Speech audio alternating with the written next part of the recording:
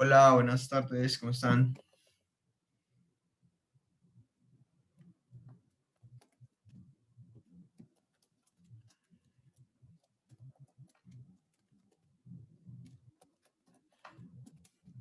Hola Paula, ¿cómo estás?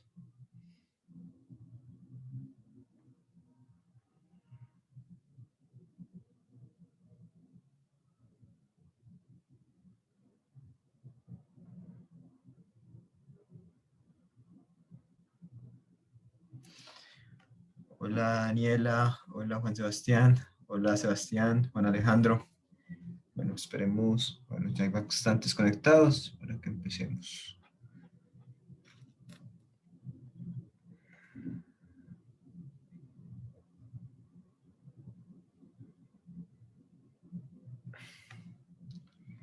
Hola Valentina. Bueno muchachos, podemos ir empezando. Igual, ya están 21, se van conectando sus compañeros. Bueno, entonces el día de hoy, ya entonces sí oficialmente vamos a dar inicio a la unidad 1. El miércoles estuvo, digamos, más enfocado como en hacer el repaso y contarles un poquito de la evaluación y lo del contenido del curso. La idea es que entonces hoy sí iniciemos oficialmente lo que tiene que ver con la unidad 1, que es esta parte de aspectos introductorios, algunas definiciones, y estaría enfocada en dos temas gruesos. Uno que es propiedades de los fluidos y la segunda parte sería estática de fluidos o manometría. La parte de propiedades de los fluidos, vamos a recordar algunas propiedades como la densidad, la presión de vapor, tensión superficial, viscosidad, algo de reología que tiene que ver con el comportamiento de fluidos newtonianos y no newtonianos, leyes de conservación, conservación de la masa, de la energía y de la cantidad de movimiento, momentum. Y luego en la segunda parte de la unidad, no de la clase, sino de la unidad, veríamos lo que tiene que ver con todo, con lo que tiene que ver con fluidos en reposo o estática de fluidos y su aplicación, por ejemplo, en medición de presión, en la variación de la presión con respecto a la altura, en ese tipo de aplicaciones. Listo. Entonces, inicialmente, pues antes de que empecemos a mirar las diapositivas, vamos un poquito a contextualizar entonces ya todo lo que tiene que ver con la asignatura y todo lo que tiene que ver netamente con fluidos. Listo. Entonces estamos partiendo del hecho de que estamos cursando una asignatura que se llama mecánica de fluidos. Entonces, como tal, pues al hablar de mecánica de fluidos, pues ya la palabra fluidos nos da una idea de en qué tipo de sustancias nos vamos a enfocar, ¿cierto? En fluidos.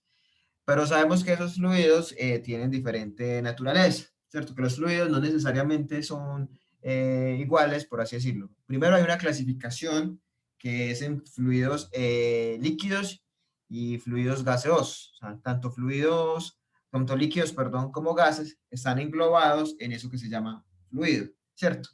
Pero también hay otra clasificación, por ejemplo, en función de cómo es el comportamiento de esos fluidos o cómo es la respuesta de esos fluidos ante un esfuerzo externo. Y ahí teníamos, por ejemplo, fluidos newtonianos y fluidos no newtonianos. Y si seguimos, por ejemplo, los no newtonianos se pueden clasificar en diferentes clases en función de qué, de cómo responden a ese esfuerzo externo. Se pueden clasificar en fluidos dependientes del tiempo, independientes del tiempo. Unos pueden ser dilatantes, otros pueden ser pseudoplásticos, viscoelásticos, o sea, ya empieza, digamos, como a volverse mucho más particular la clasificación. Entonces, inicialmente, ¿qué es un fluido? Pues creo que lo conversamos la vez pasada, cuando estábamos haciendo el jueguito. Entonces, un fluido es cualquier sustancia que se deforma debido a la acción de un esfuerzo externo, ¿cierto?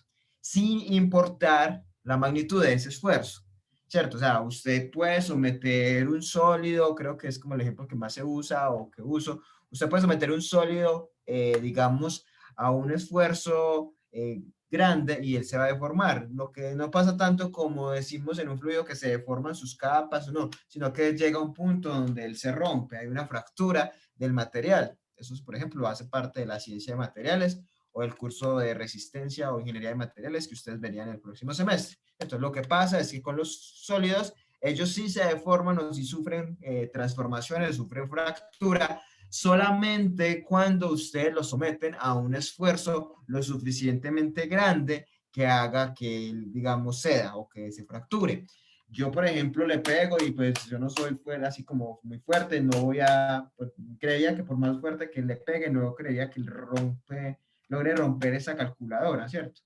Mientras que si esto no fuera la calculadora, si no fuera un sólido, sino que fuera agua o si fuera otro tipo de fluido, pues básicamente con cualquier medio roce, él ya estaría sufriendo una transformación, una deformación interna. Estamos hablando de una transformación, en algunos casos, que puede llegar a ser, digamos, no percibida por nosotros fácilmente, sino que ya es a nivel microscópico. Pero entonces esa es la diferencia entre un fluido y un sólido. Y es que los fluidos son aquellos que son susceptibles a deformación sin importar la magnitud del esfuerzo externo al cual son sometidos. Toqué agüita en el río, en un laguito, le hice medio así. Ahí internamente ya hice una transformación, ejercí un esfuerzo sobre la superficie del agua, de ese fluido, y ya de ahí de entrada induje a una deformación. Moví mi dedito así, la manito así despacito. Ya hice ejercí una deformación sobre el fluido aire que tengo alrededor mío.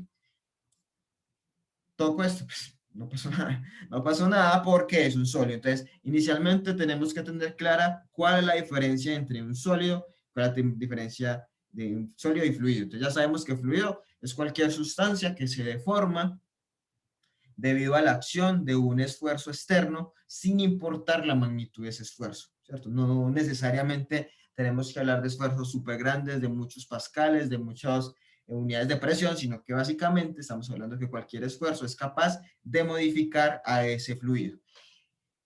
Listo, entonces ya sabemos que eso es un fluido. ¿Quiénes cumplen esa característica o quiénes se ajustan a ese comportamiento de que se deforman así? Básicamente, considerando tres estados de la materia, solamente los tres básicos, sólido, líquido y gas, entonces tenemos que de todos esos tres, solamente hay dos que se ajustan a esa definición de fluido, que son los gases y los líquidos. Entonces, ahí está brochado que son fluidos, líquidos y gases. Entonces, esa es la primera definición que nos debe quedar clara al día de hoy, la diferencia entre un fluido y un sólido. Entonces, ya sabemos cuál es la diferencia y ya sabemos entonces que hablar de fluido no es solamente hablar de líquidos, que a veces es como una idea que uno tiene errónea, y es hablar que cuando habla de fluidos solo habla de líquidos, porque uno ve los líquidos fluyendo, algo así, pero los gases también hacen parte de lo que tiene que ver con fluidos, o también son fluidos. Entonces, fluidos son tanto líquidos como gases. Obvio, a veces hay más aplicaciones que aborden o que impliquen la manipulación o el transporte de fluidos de naturaleza líquida. Sin embargo, los gases también están involucrados ahí, ¿cierto? Solamente que a veces se vuelve un poquito más difícil hacer ciertas consideraciones en los gases, porque el comportamiento de los gases de pronto es más susceptible a cambios en parámetros como la presión, la temperatura, ¿cierto? Ya ahí vemos que por la misma ecuación de estado del gas ideal, PV igual a nRT, ya vemos que ahí se involucran presión, temperatura, bueno, y eso implícitamente modifica el volumen. Entonces, ahí la masa también, digamos, si no permanece constante, bueno, ya eso vemos que en los gases puede ser un poquito más complejo el análisis del comportamiento de esos fluidos gaseosos, pero no quiere decir que solamente porque la mayoría de ejercicios, porque la mayoría de aplicaciones abarquen líquidos, no quiere decir que solamente vamos a hablar de líquidos. De hecho, ya lo dije en la clase anterior, la última unidad es flujo compresible, y cuando hablamos de flujo compresible estamos hablando básicamente en el transporte de gases, que son aquellos que se pueden, digamos, comprimir, o sea, que su densidad varía en función de la presión. Es listo. Ahí llegamos ya a la primera definición de fluido y ya nos queda claro lo que es fluido. Ya más adelante retomamos la clasificación en newtoniano y no newtoniano, cuando volvamos ya como a recordarlo de la ley de Newton, la viscosidad y esa clasificación. Es importante que la recordemos y que demos un poquito más de énfasis al que le dábamos en el semestre anterior, porque vamos a ver cómo en función de esa naturaleza newtoniana o no newtoniana, algunas ecuaciones van a cambiar.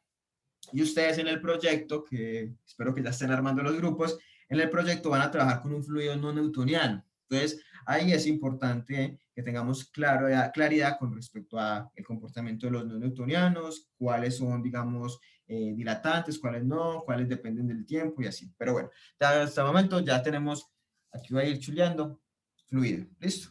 Si tienen alguna duda o alguna cosa, me pueden ir preguntando. ¿Listo? Entonces ya nos centramos en cuál va a ser, digamos, por así decirlo, el centro de estudio en la asignatura.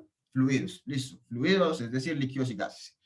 Hablamos de mecánica de fluidos, ¿cierto? Entonces, bueno, ya aparece, digamos, otra palabra al nombre, mecánica de fluidos. Entonces, cuando hablamos de mecánica de fluidos, ustedes ven un curso que, por lo que he visto en redes sociales, en Facebook, en los grupos que crean ahí, es física o mecánica. Las físicas siempre son como las que más lidia les da. Física mecánica, campos, bueno, a mí, en mi época, campos era física 2 y si de las tres era la peor. Entonces, pero física mecánica era más llevadera. Bueno, entonces en ese caso, cuando uno habla de mecánica, está hablando en este caso, o mecánica de fluidos, hablamos propiamente del estudio de fluidos, o sea, de líquidos y gases, que estén en una condición de movimiento, ¿cierto? O que estén en reposo. O sea, no necesariamente vamos a hablar solamente de fluidos en movimiento, o sea, no solamente vamos a hablar de transporte de fluidos por redes de tubería o fluidos que se mueven de un punto a otro, sino que la mecánica de fluidos, y aquí está la segunda mitad de esta unidad 1, que es la parte estática, también estudia fluidos que se encuentren en reposo.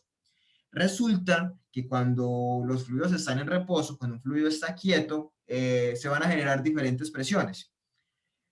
En este caso, yo estoy, digamos, aquí en la pieza y arriba o alrededor mío, la ventana está cerrada, no hay ninguna corriente de aire. Yo tengo alrededor mío un fluido en reposo, que es el aire, ¿cierto?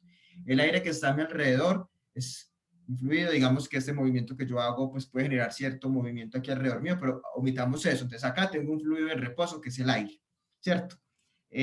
Ahora hagamos el caso de que yo no estoy, digamos, rodeado de una atmósfera de aire, sino que yo estuviera, por ejemplo, bajo el agua, ¿cierto? Yo en este momento sobre mi cabeza no siento, digamos, ningún peso. Pues debido al aire, no siento ningún peso debido al aire, no siento como una presión. Este techo es algo altico, pues yo creería que mide más o menos 2,5 metros, menos una altura de 1 metro, o sea, tengo 1,5 metros de aire sobre mi cabeza, ¿cierto? Y yo no tengo ninguna dificultad en este momento debido al aire, sino que alrededor mío o estuviera en el fondo de una piscina o en el fondo de un pozo. Si estuviera en el fondo de un pozo, tendría sobre mi cabeza 1,5 metros de agua, ¿cierto? En ese caso, ustedes ya se lo pueden imaginar, no sería tan fácilmente. Yo ya estaría sintiendo acá cierta presión debido a ese peso de aire, perdón, de agua, de fluido agua que está encima mío. Y si no fuera agua, sino que fuera otro fluido mucho más pesado, mucho más denso, mucho más viscoso, no sé, suena como de hoja de miel o algo así que estuviera sobre mí, estaría aquí sobre mi cabeza sintiendo una presión mucho mayor. En esos casos, por ejemplo, cuando se estudia los fluidos desde el punto de vista de la estática, de fluidos en reposo, lo que nos interesa y lo que ustedes van a aprender, y lo que vamos a aprender en las próximas semanas cuando veamos estática es cómo dependiendo de la altura, ¿cierto? Dependiendo de esa columna de fluido que está en reposo, la presión va a variar. Entonces, la presión, por ejemplo, en la parte estática, la vamos a poder estudiar considerando la naturaleza del fluido y considerando, digamos, la altura que hay, de cierta forma, de fluido en un punto. Entonces, eso es, digamos, parte de la mecánica de fluidos, parte de la mecánica de fluidos que se estudia en la parte de estática de fluidos, lo cual implica que la mecánica de fluidos no solamente estudia dinámica, no solamente estudia fluidos en movimiento, sino que también estudiamos fluidos que se encuentren en reposo. Acá de cierta manera hicimos como una especie ya de spoiler. ¿Por qué? Porque yo les dije, si el fluido es gaseoso como el aire, pues usted no siente en este caso un efecto de presión, ¿cierto? No siente, digamos, que haya un peso muy grande sobre usted. Pero si fuera el fluido líquido, si fuera agua, usted sí sentiría una mayor presión, digamos, sobre su cabeza o sobre sus hombros. En el caso, por ejemplo, de los fluidos líquidos, cuando estamos en fluidos en reposo, la diferencia de presiones, ¿cierto? Se hace cada vez más marcada en función de la altura.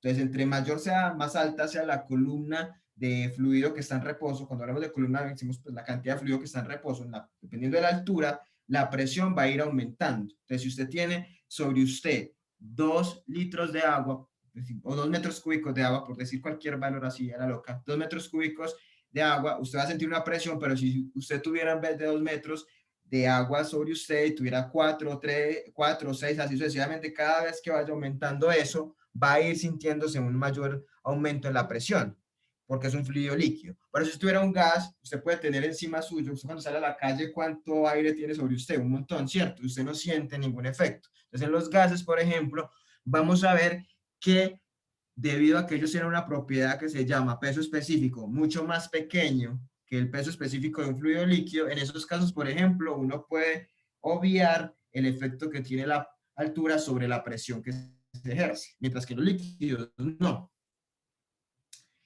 También en la parte de estática se ve, por ejemplo, lo que pasa con la presión atmosférica y el cambio de la presión atmosférica en función de la altitud para las ciudades. Ahí ya sí toma relevancia cuánto, digamos, es la altura o cuánto es la cantidad de aire que está, digamos, sobre la ciudad.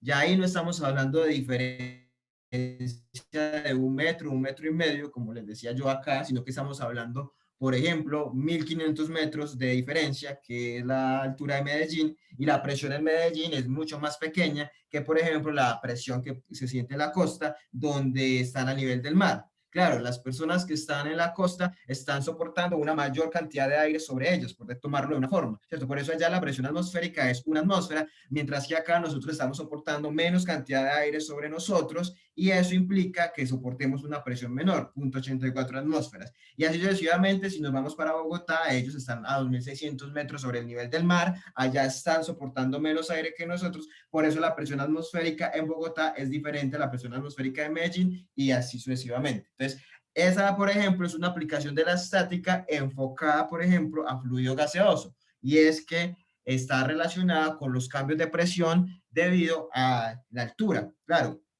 la gente que está a nivel del mar tiene sobre ellos una mayor cantidad de aire o sí, de atmósfera sobre ellos que, por ejemplo, nosotros que estamos acá y así sucesivamente. La gente que no sé, la ciudad más alta de Colombia, no sé cuál sea, no sé si, pero no sé cuál es la ciudad más alta de Colombia. Bogotá uno sabe que es 2.600 porque lo ha visto, pero por ejemplo en Bolivia hay una ciudad que se llama Santa Cruz de la Sierra, algo así, que es una de las más altas de Latinoamérica. Allá, por ejemplo, la presión atmosférica es mucho más bajita que la que En se la siente Rinconada, acá. profe. La Rinconada, eso es acá, no. No, allá en sobre la cordillera de los Andes, no recuerdo si era Bolivia o Chile. Yo creo que Es es el pueblo Bolivia. más alto de toda Sudamérica. Ah, bueno, gracias, Jaime. Pero sí, es, allá, por ejemplo, la presión atmosférica debe ser mucho más baja que la que tenemos acá. Y bueno, eso ya tiene otras aplicaciones que probablemente ustedes vieron en termodinámica, con el punto de ebullición, esas cosas. Pero bueno, lo que es importante de acá es que entonces entendamos que el alcance no solamente está enfocado en la parte de dinámica, o sea, fluidos en movimiento, sino que también está enfocada en la parte de fluidos en reposo. Entonces, listo, ya sabemos que es un fluido y ya sabemos cuál es el alcance de la mecánica de fluidos o qué estudia fluidos, tanto en movimiento, ¿cierto?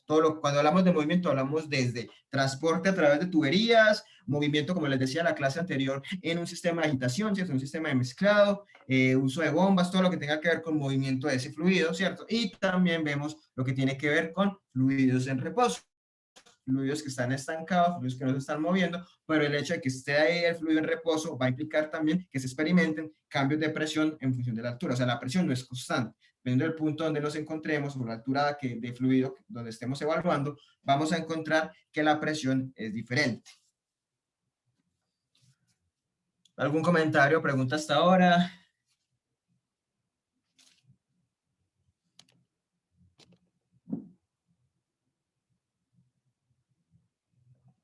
Listo.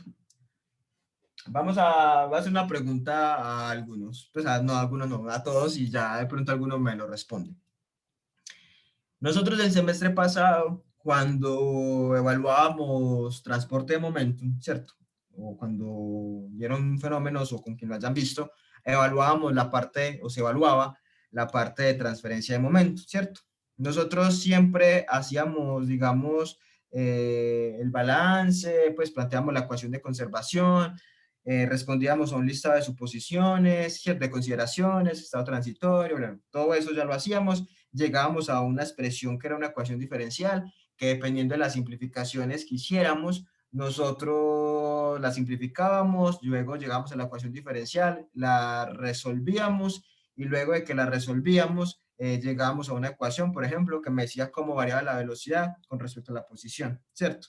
Nosotros lo que hacíamos era B en función de X, ¿cierto? De X, pues, diciendo pues que la velocidad variaba en X, ¿cierto? Nosotros, ese era el objetivo, llegar al perfil de velocidad, ¿cierto?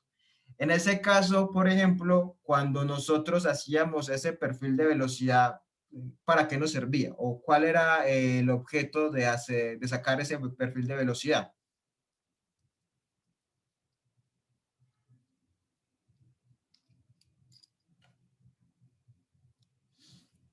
Para analizar el comportamiento del fluido. Sí, de cierta forma lo que dice Jaime, ese perfil de velocidad estaba, digamos, también asociado al comportamiento del fluido. Pero básicamente cuando hacíamos ese perfil de velocidad, lo que uno evaluaba, eso, lo que uno evaluaba, no, lo que nosotros nos dábamos cuenta era que la velocidad no era constante. O sea, que la velocidad, pues por eso había un perfil que la velocidad variaba en función de la posición, ¿cierto? El ejemplito típico es, por ejemplo, el fluido entre las dos capas, ¿cierto? Entre las dos placas, una placa inmóvil y la placa que se mueve, ¿cierto? Supongamos que esta era la placa, que esta es la placa, esta que está así, esta es la otra, que esta placa de arriba se movía, entonces esa placa cuando se movía le transfería una cantidad de movimiento a la lámina de fluido que está en contacto con ella, y así ella iba como arrastrando a las otras, ¿cierto? Que estas velocidades, digamos que este era el eje, digamos que este es el eje X, que estas velocidades, por ejemplo, dependían entonces de qué, de la viscosidad. Si yo, por ejemplo, tenía un fluido muy viscoso, entonces había diferencia, claro, porque la capa de arriba trataba de arrastrar a la otra, entonces como era mayor viscosidad, le generaba como mayor resistencia a moverse, entonces iba a haber una diferencia de velocidades notable entre los dos puntos. Pero, por ejemplo, si el fluido fuera menos viscoso, entonces iba a ser más fácil, digamos, que una capa arrastrara a la otra, que le transfiriera movimiento, y entonces estas velocidades iban a ser parecidas. Pero lo que mirábamos era que esa velocidad pues iba a quedar dependiendo de la posición. O sea, dependiendo de la posición en la cual yo estuviera, yo podía determinar el valor, ¿cierto? ¿Cuánto vale la velocidad cuando el fluido en X vale 0? Si X era, por ejemplo, la placa inmóvil, ya sabíamos que decíamos que cuando la placa era inmóvil, decíamos que la velocidad ahí en ese punto podíamos considerarla como 0, ¿cierto? Que cuando el fluido tocaba una superficie que estaba quieta, decíamos que la velocidad era 0, ¿cierto? Bueno, pero entonces, ¿cuánto vale la velocidad cuando X vale, no sé, la mitad del espesorcito? Bueno, entonces ya uno reemplazaba y allá va cuánto valía la velocidad. O sea, tomamos la velocidad desde el punto de vista microscópico, cómo variaba ella, ¿cierto? O sea, cómo de cierta manera, dependiendo de la posición, dependiendo del valor de X, íbamos a tener un valor de velocidad. Eso es práctico desde el punto de vista de entender el fenómeno, de entender por qué se da el movimiento en el fluido, cómo hay una propiedad que se llama, una propiedad de transporte que se llama viscosidad, y cómo esa viscosidad va a condicionar, digamos, ese movimiento del fluido, y yo puedo establecer entonces en qué punto la velocidad puede ser máxima y en qué punto la velocidad es mínima o es cero, ¿cierto? Y también hacíamos algo que era una de las últimas partes de ese procedimiento, que correspondía a evaluar la velocidad promedio, ¿cierto? Que la velocidad promedio, si no lo recordamos, se calculaba en función del teorema del valor medio, entonces hacía una integral entre los dos puntos, que, pues, por ejemplo, entre 0 y el valor de este espesor, y bueno, era así que hallábamos la velocidad media. Resulta que para mecánica de fluidos, eso no era lo que hacíamos, que se hacían fenómenos para, digamos, contextualizar y tener en cuenta la parte microscópica. Acá ya vamos a hablar desde el punto de vista macroscópico, ¿cierto? Resulta que en mecánica de fluidos, yo no me puedo detener a, bueno, la velocidad del fluido. Yo no me puedo poner a decir, ay, no, es que la velocidad del fluido en tal parte es 0, y en tal parte vale 1, en tal parte vale 10, en tal parte vale 20. No, yo ahí ya no es, digamos, práctico hacer eso. O sea, usted, por ejemplo, no puede llegar a evaluar, digamos, o seleccionar el diámetro de una tubería o establecer una bomba, o pues, seleccionar una bomba o determinar, digamos, sí, alguna presión o algo considerando diferentes velocidades, porque si usted va a tener ahí, entonces, si se va a meter con la parte microscópica, se va a meter en un encarte, porque entonces usted tendría que considerar muchas velocidades diferentes, porque entonces la velocidad va a depender de la posición, ¿cierto? Entonces ahí, siempre que vayamos a trabajar con la parte de mecánica de fluidos, siempre vamos a trabajar con la velocidad promedio, la velocidad media. Es decir, no vamos a considerar que hayan variaciones entre pues, que haya variación, por ejemplo, de la velocidad, pues va a hablar de velocidad, pero también podemos hablar de variación del caudal. No vamos a hablar de variaciones de velocidad en función de la posición, sino que todo lo voy a tomar como si todo el fluido se moviera a una misma velocidad, ¿cierto? Una velocidad, pues que sería la velocidad promedio. Listo, entonces siempre vamos a considerar que el fluido se va a mover todo a la misma velocidad, así nosotros sepamos que desde el punto de vista microscópico esa velocidad es diferente y va a depender de pronto de la posición, ¿cierto? Pero entonces, con fines de hacer análisis macroscópico, que es lo que se hace en este curso, nosotros lo que hacemos es, bueno, vamos a suponer que todo el fluido se mueve a una velocidad promedio y esa velocidad promedio es un valor, pero ese valor de velocidad promedio se deriva de dónde? De lo que veíamos en el curso anterior, cuando hacíamos el teorema del valor medio, que era la integral entre A y B, de la velocidad. Esa velocidad es la que trabajamos acá. O sea, acá no nos detenemos a evaluar cómo es que la velocidad se comporta en las diferentes posiciones, sino que asumimos que el fluido todo se mueve a una misma velocidad y esa velocidad la consideramos como velocidad promedio. Eso tiene de cierta manera una ventaja a la hora de considerar, digamos, el diseño de redes de tubería o evaluar conservación de energía y eso, porque solamente trabajamos con ese valor. La forma correcta o esa, no esa forma correcta, sino esa metodología de abordar el fluido como si todo se moviera en una sola velocidad, se llama como si consideráramos medio continuo, como así, como no evaluar como molécula a molécula y el comportamiento del fluido punto a punto, sino como considerar toda una agrupación de moléculas como si fueran todos, o sea, todo el fluido es una sola unidad y eso se llama medio continuo. Entonces, ese es el tipo de enfoque que le damos al curso. Entonces, ya aquí nos vamos a olvidar por completo de lo que tiene que ver con esa variación de la velocidad en los diferentes puntos. Usted ya aquí no se va a detener a pensar dónde es la velocidad cero, dónde es la velocidad máxima. Entonces, bueno, como la velocidad máxima es en tal punto, entonces la transferencia de momentum o el esfuerzo cortante se transfiere del punto donde la velocidad máxima, porque así lo establece la conservación, ¿cierto? Siempre va a haber una transferencia de un transporte de momentum desde el punto que se encuentra a mayor velocidad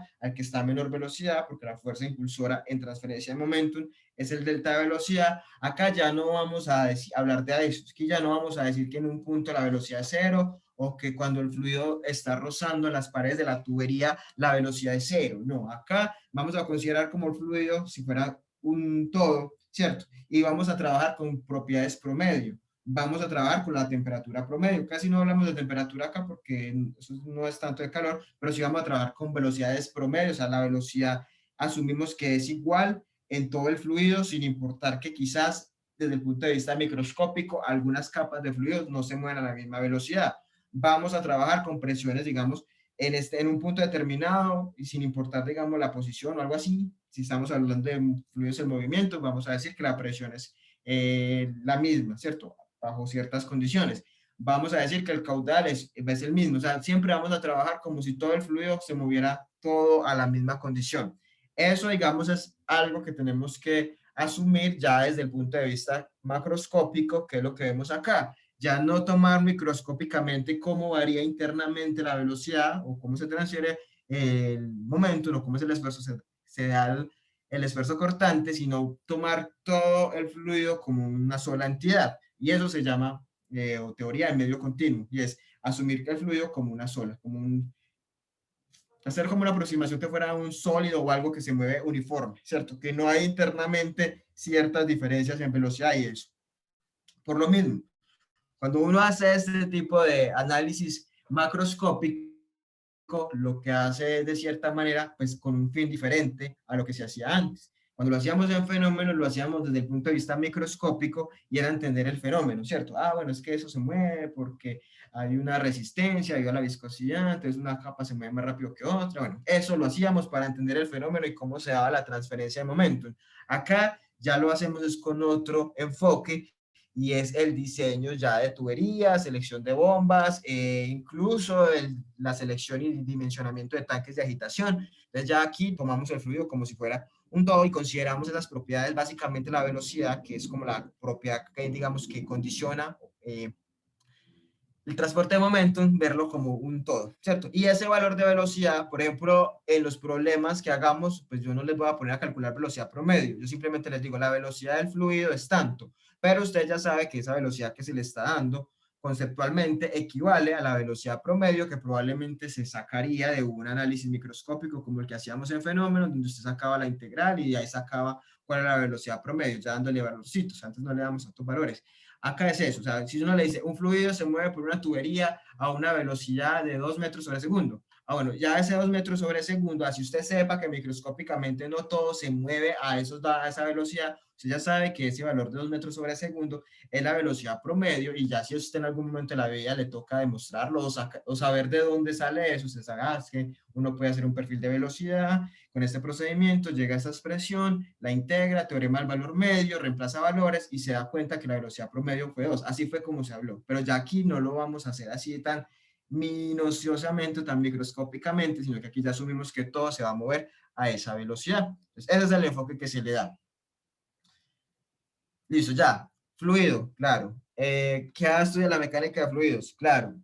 ¿Cómo se abordan los problemas? Desde el punto de vista de medio continuo, tomando el fluido como un todo, sin tener en cuenta esta parte microscópica.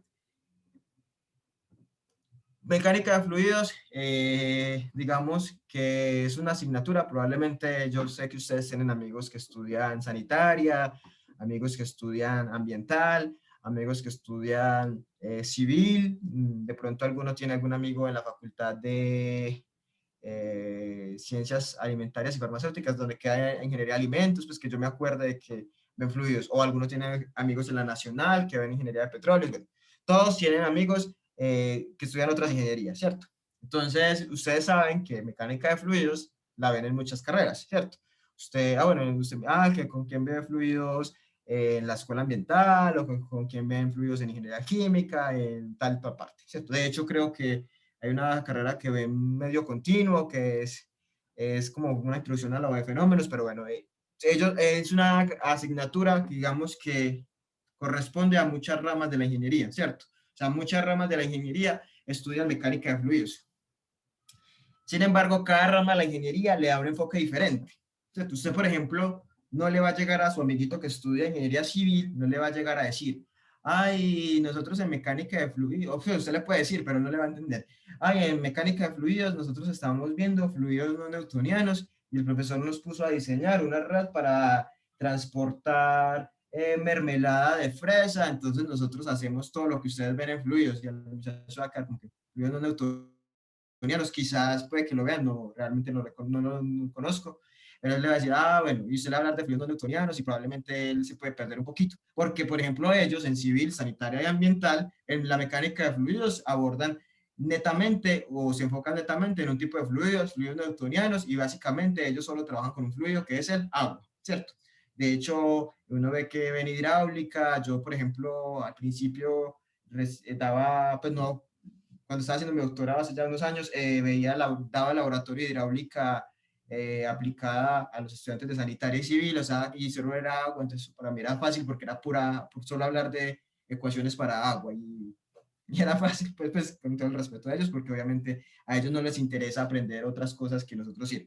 Entonces, ellos, por ejemplo, se enfocan solamente en lo que tiene que ver con fluidos, digamos, newtonianos, por decirlo así, o solamente en muchos casos con agua, Los civiles no creo que hablen, por ejemplo, de aire. Los ambientales y los, no sé si los sanitarios, pero los ambientales sí tienen algo que tiene que ver con la componente aire, entonces también trabajan algo de aire y así. Si nos vamos, por ejemplo, con los de alimentos probablemente sí nos pueden llevar la ventaja en lo que tiene que ver con la mecánica de fluidos asociada al transporte de todo ese tipo de fluidos que corresponden a la industria alimenticia, que son, por ejemplo, la mermelada, la salsa de tomate, compotas, todo ese tipo de cosas que tienen un comportamiento diferente, pues no diferente, tienen un comportamiento complejo. Casi toda la mayoría de sustancias son fluidos no newtonianos, y si son fluidos no newtonianos, tienen, digamos, un comportamiento reológico mucho más complejo que los newtonianos, ¿cierto? Entonces, por ejemplo, ellos puede que sí nos lleven una ventajita más en lo que tiene que ver con el conocimiento de fluidos no newtonianos, porque claro, ellos van a trabajar netamente en la industria alimenticia. Nosotros no vamos a trabajar solamente en la industria alimenticia, nosotros podemos trabajar en tratamiento de agua, nosotros podemos trabajar en industria de petróleos, en cualquier otro tipo de industria, si no, no nos vamos a quedar casados con la parte alimenticia. Ellos como sí o sí pues van a tener que trabajar en esa parte, porque para eso son ingenieros de alimentos, entonces ellos probablemente sí van a tener una mayor conocimiento en ese tipo de fluidos, ¿cierto?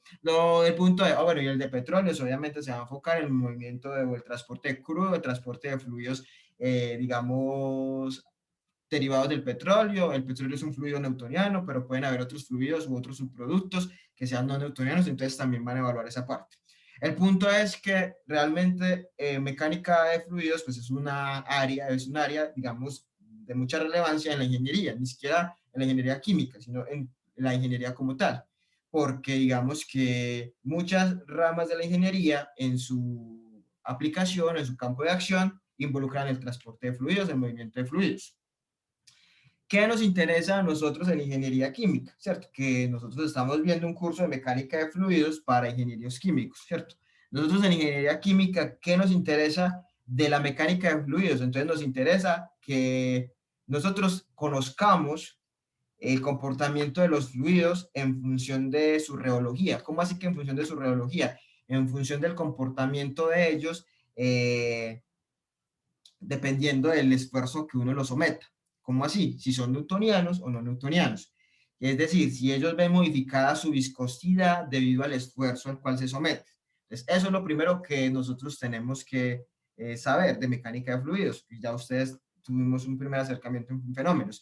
Y es, bueno, diferenciar qué fluidos son, digamos, su viscosidad es susceptible a variar en función del esfuerzo al que se someten o no, y cómo ese esfuerzo al que lo someto puede hacer que la viscosidad aumente o disminuya. Entonces, esa parte de todo lo que tiene que ver con fluidos newtonianos y no newtonianos y las derivaciones que haya, modelos reológicos, todo eso es algo que nosotros como ingenieros químicos debemos tener, digamos, dominado por decirlo de cierta forma. O sea, saber que hay unos fluidos que tienen un comportamiento diferente y que nos podemos enfrentar a cualquiera de ellos. ¿Qué otra parte de la mecánica de fluidos es importante para la ingeniería química? Nosotros también tenemos que ser, digamos, expertos o conocedores, por ejemplo, con respecto a todo lo que tiene que ver con transporte de fluidos a través de tuberías, ¿cierto? Las tuberías pueden tener diferente, no hablo de tuberías, pero por donde viajan los fluidos puede tener diferentes geometrías, ¿cierto? Puede tener geometría rectangular, circular, bueno, cuadrada, muchas geometrías, ¿cierto? El área transversal puede ser de muchas formas. Sin embargo, la mayoría de fluidos en las industrias asociadas a procesos, industrias químicas, se transportan a través de tuberías, sí, de ductos o tuberías con sección transversal circular. Entonces nosotros deberíamos de cierta manera dominar todo lo que tiene que ver con los cálculos asociados al diseño de tuberías. Tenemos que saber cómo determinar un diámetro, nosotros tenemos que saber cómo determinar la presión en un punto de esa tubería, nosotros tenemos que saber cuál es la velocidad del fluido, nosotros tenemos que saber cuál es el caudal, nosotros tenemos que estar en la capacidad, por ejemplo, de evaluar los requerimientos energéticos, es decir, cuánta energía necesito suministrarle al fluido para moverlo de un punto a otro. Eso también hace parte de lo que nosotros en ingeniería química debemos saber. Entonces, saber la naturaleza de los fluidos, su comportamiento reológico en función de si son newtonianos o no newtonianos, tener, digamos, cierto dominio en lo que tiene que ver con el diseño de tuberías, desde el cálculo del diámetro, presiones, velocidades, requerimientos energéticos, ¿cierto? Y todo eso conlleva ya ahí, uno se va abriendo, entonces pérdidas, fricción, accesorios, ya ahí todo se va metiendo ahí. También debemos saber todo lo que tiene que ver, entonces, como estamos hablando de suministro de energía, qué máquinas se utilizan para el suministro de energía, o sea, cómo selecciona una bomba. Es muy importante cuando lleguemos a bombas que nosotros no vamos a diseñar bombas, o sea, nosotros no somos ingenieros mecánicos, nosotros no vamos a diseñar la bomba como tal. Nosotros somos consumidores de las bombas, es decir, un proveedor tiene un catálogo de bombas, vea, todas estas son las bombas que yo tengo, usted tiene que estar en la capacidad de seleccionar la bomba que le sirve para su proceso. O sea, nosotros no diseñamos bombas, eso no tiene que ver, por ejemplo, con ingeniería química, eso tiene que ver, no sé, con mecánica, diría yo. Nosotros lo que hacemos es, en función de las necesidades de mi proceso, ¿cierto? De transporte de mi fluido, nosotros estar en la capacidad de seleccionar la bomba, ¿cierto? O sea, yo tengo un proceso, un caudal, unas condiciones de entrada, salida, necesito tanto, entonces necesito una bomba con estas características. Entonces usted ya va y la selecciona, más no la diseña, ¿cierto? Pero el hecho de saber seleccionar la bomba implica no necesariamente que usted solo conozca lo del fluido, sino que usted también conozca cómo es el funcionamiento de una bomba. Entonces nosotros no diseñamos bombas, pero nosotros sí tenemos de cierta manera conocimiento sobre el funcionamiento de los tipos de bombas y tenemos que tener la capacidad de seleccionarlas. O sea, usted, no sé, Daniel Montero, el ingeniero Daniel Montero entró a trabajar en mi empresa, yo soy el gerente, yo le digo, Daniel, necesitamos una bomba para transportar ese fluido. Consígamela. Entonces Daniel como que ya Daniel está en la capacidad de saber, bueno, qué variables son las que él debe evaluar, qué cálculos debe hacer y saber, bueno, necesito una bomba que me suministre esta potencia, entonces ya Daniel no va a ponerse a diseñar la bomba, y no, que ya coge el proveedor, vea, necesito una bomba que me suministre esta cabeza a este caudal, entonces ya él se reúne con el proveedor y evalúan, ¿cierto? O sea, pero él debe saber qué es una bomba, para qué sirve una bomba y cómo yo selecciono la bomba, ¿cierto? O si no llega el vendedor de bombas y le mete peor, lo engaña a Daniel, ¿cierto? Y le dice, ah, señor Daniel, esta es la mejor bomba, esta le va a servir. Estoy casi seguro que esa bomba le va a servir. Y Daniel, a los ojos cerrados, dice, ah, sí, yo voy a escoger esa bomba, el señor me dijo que servía, ¿cierto? Pero Daniel, como ya sabe mecánica de fluidos, dice, ah, espérate primero, me puedes decir cuál es, cuánta cabeza de bomba maneja esa bomba, para cuál caudal sirve, me puedes dar el datico del NPSH requerido, ah, es tanto, ah, mira, el disponible mío no cumple con eso, ¿cierto? Ya Daniel no es un muchacho que va, digamos, a creerle al otro, no, sino que Daniel ya es una persona que ya tiene cierto conocimiento sobre las bombas y de cierta manera va a poder, digamos, evaluar eso. O sea, no la va a diseñar como tal, pero tampoco se va a dejar meter los dos a la boca y va a escoger la bomba que le digan. O si le toca seleccionarla a él, pues él ya va a tener unos conocimientos sobre eso. Entonces, todo eso tiene que ver con nosotros, ¿cierto? No diseño como tal de bombas, pero sí saber seleccionarlas, ¿cierto? ¿Por qué? Porque nosotros sabemos cómo es que necesitamos mover el fluido, ¿cierto? De hecho, cuando estamos en bombas y viendo proveedores de bombas, es algo muy relevante porque, siendo sinceros, nosotros somos el cliente y el proveedor se debe ajustar hasta los requerimientos del cliente, ¿cierto? O sea, si él quiere vender la bomba, le interesa vender la bomba, claro, pero nosotros como somos el cliente, nosotros somos los que mandamos la parada, ¿cierto? Usted no puede llegar a decirme a mí, Daniel, decirme, ah, vea, señor gerente Henry, ¿por qué no cambiamos el proceso? Yo en vez de comprar la bomba, venga, cambiamos el proceso, ya no manejemos tanto caudal, ya no manejemos tanta presión, entonces yo le hace, o sea, hermano, me estás diciendo que cambiemos toda la línea de tubería, que cambiemos el diámetro, que cambiemos el caudal, todo, porque no sabe seleccionar la bomba, ¿no?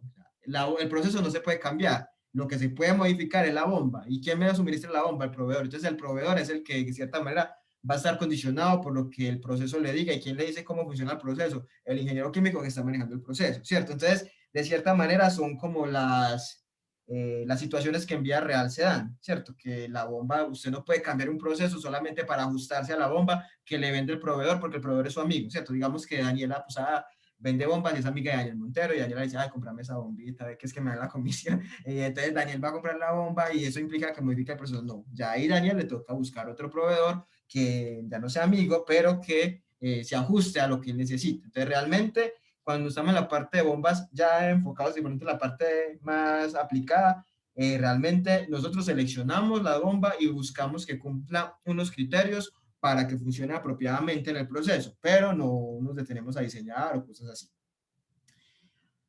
¿Qué más de la mecánica de fluidos necesitamos saber nosotros? Lo que tiene que ver con sistemas de agitación y mezclado. Les decía yo en la clase anterior que no solamente hablamos de fluidos en movimiento cuando se mueve de un punto a otro por una red de tuberías. Un fluido también se mueve de manera, digamos, sin cambiar su, digamos, distancia o algo así, sino que se mueve de manera circular cuando está agitándose, ¿cierto? Ahí el fluido se está moviendo.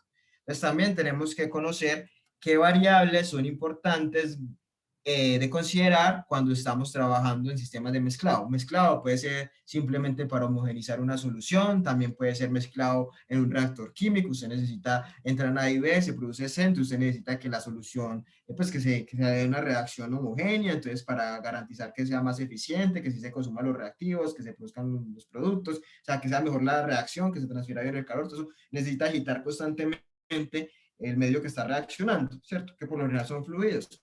Entonces usted necesita un buen sistema de agitación. Ese sistema de agitación usted lo selecciona considerando la naturaleza de ese fluido. Bueno, ¿qué viscosidad tiene? No es lo mismo si la viscosidad es bajita o alta, ¿cierto? Usted no gasta plata, obviamente, con un super agitador sabiendo que su fluido es poco viscoso. O, por ejemplo, yéndonos al caso contrario, hay fluidos que pueden tener mezclas heterogéneas, es decir, sólidos y líquidos, ¿cierto? Entonces usted necesita homogenizar eso. Entonces a veces se necesitan, por ejemplo, unas aspas, un tipo de agitadores que tengan la capacidad como de ir cortando fibras de sólidos que estén presentes. Por ejemplo, si usted tuviera fabricación de pulpas, bagazo, cosas así que tengan fibras, digamos, sólidas que uno necesita ir que a medida que vaya agitando ellas como que se vayan rompiendo. Entonces ahí, por ejemplo, necesitamos otro tipo de agitador, dado que el medio es diferente. Entonces, ese tipo de cosas también nos competen a nosotros. Tener un acercamiento o cierto conocimiento con respecto a lo que tiene que ver con agitación. Entonces, ¿qué es importante acá? Conocer, ¿o qué nos sirve a nosotros con ingeniería química la mecánica de fluidos? Conocer que la naturaleza del fluido desde el punto de vista reológico, es decir, reología es newtoniano, no newtoniano, y newtoniano y no newtoniano, involucra lo que es todo lo que tiene que ver con viscosidad, cómo varía la viscosidad, y si no es, digamos, newtoniano, todo lo que tiene que ver con el tipo de modelo reológico que se ajusta. Jaime, por ejemplo, la clase pasada me hablaba del plástico de Bingham. Bueno, también sabemos que hay plástico de Bingham, están los dilatantes, pseudoplásticos, isótropos, todo eso. Digamos que un dominio de esos conceptos, de esas diferencias. También necesitamos conocer todo lo que tiene que ver con transporte de fluidos, ya sea a través de redes de tuberías y todo lo que implica el diseño de una tubería, diámetros, presiones, velocidades, caudales, también fluidos, el movimiento, pero ya digamos en sistemas de agitación y mezclado, entonces todo lo que tiene que ver con selección y dimensionamiento de tanques de agitación, de mezcladores, y todo lo que tiene que ver con máquinas hidráulicas principalmente con las bombas, que son las que nos permiten a nosotros suplir esos requerimientos de energía. Es todo eso que ustedes ven ahí, pues de cierta manera creo que suena interesante todo y muy ingenieril, pues yo lo veo como muy ya de la vida real, ¿cierto? Porque ya es ingeniería realmente ya aquí salimos de esa burbuja de fenómenos y los perfiles, bueno, todas esas cosas que es importante que sepamos, pero ya pasamos ya a un contexto más real, ¿cierto? Todo lo que les digo son situaciones que pueden pasar de realmente y lo que vayamos viendo. En ese sentido, entonces, todo eso es lo que uno como ingeniero químico debe, digamos, dominar de la mecánica de fluidos. Entonces, eso sería como el cuarto ítem de los que tengo acá en la lista, que es qué aplicaciones de la mecánica de fluidos son relevantes en la ingeniería química. Y están todas las que les digo. Para mí, yo diría, sin ser así como de pronto exagerado, este semestre, los que vayan en los semestres normales, van a ver dos materias que desde mi punto de vista son muy importantes de ahora en adelante y no tanto en la carrera, sino también ya cuando estén, digamos, por fuera, que son balances de masa y energía, pues balances es para mí una de las más importantes, y fluidos. ¿Por qué?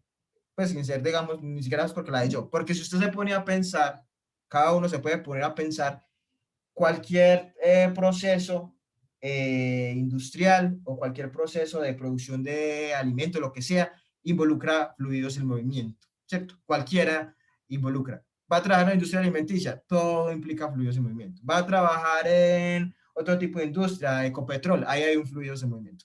Va a trabajar en, bueno, ya ahora vemos que una de las líneas por donde más contratan ingenieros químicos es en las plantas de tratamiento, en aguas residuales, en plantas de tratamiento de aguas, fluido en movimiento. Voy a trabajar, no sé, todo, todo tiene que en ENCA, en Invesa, en todas las empresas que producen aditivos, polímeros, todas esas cosas, puro fluidos en movimiento. Incluso las empresas que, como les decía, creo que con lo de la harina, o no sé si lo dije acá, buen fenómenos, que su producto final es un sólido, puede ser una cementera o puede ser una harinera, ¿cierto?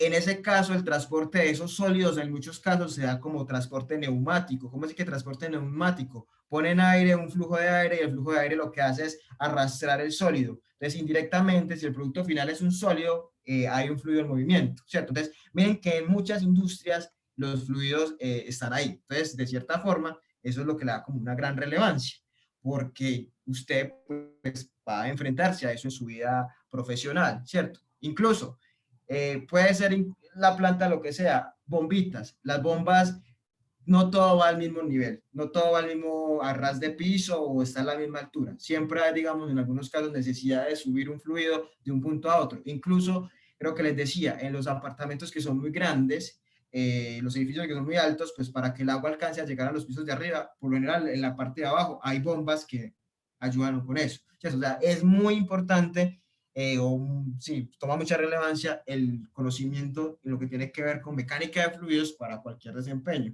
¿Cierto? Ah, bueno, que yo voy a trabajar más que toda la parte de investigación y desarrollo, no voy a trabajar en procesos. Lo mismo, usted hay unas bombas pequeñitas que se llaman bombas peristálticas, que también tienen como la función de bombear fluidos, que hacen que usted lleve una reacción, digamos, a escala de laboratorio y necesita dosificar cómo entran los reactivos, pues usted las está haciendo en su beakercito, entonces usted necesita dosificar la entrada de los fluidos, entonces hay unas bombitas que permiten eso. Y usted de cierta manera también tiene que saber cómo calcular el caudal, cuánto, digamos, fluido le entra, cuánto le sale. O sea, no es algo que sea solamente propio de ciertas industrias o de ciertas áreas, sino que es relevante para todo. Entonces, toma, digamos, de cierta manera cierta relevancia al concepto. Y balances, que era la otra, pues así no tengo nada que ver con ella, pero pues obviamente en todo hay que evaluar la conservación de la masa y la energía, entonces más que importante. No sé si tienen alguna pregunta hasta ahora, algún comentario, alguna inquietud, algo que les llame la atención de lo que les he hablado. Sí, están muy callados, no sé si alguno tiene un comentario, algo que mencionar por ahora, adelante.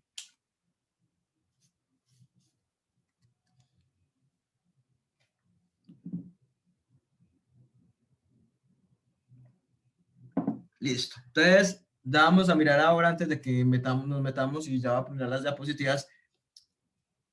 Hablamos de las leyes de conservación, que creo que también lo tocamos la vez pasada o está en una pregunta. Eso es igual conceptos introductorios, pero es importante que lo recordemos. Cuando estamos trabajando en cualquier tipo de proceso, tenemos que tener en cuenta la conservación de tres entidades principales. La masa, ¿cierto? La conservación de la energía y la conservación del momento.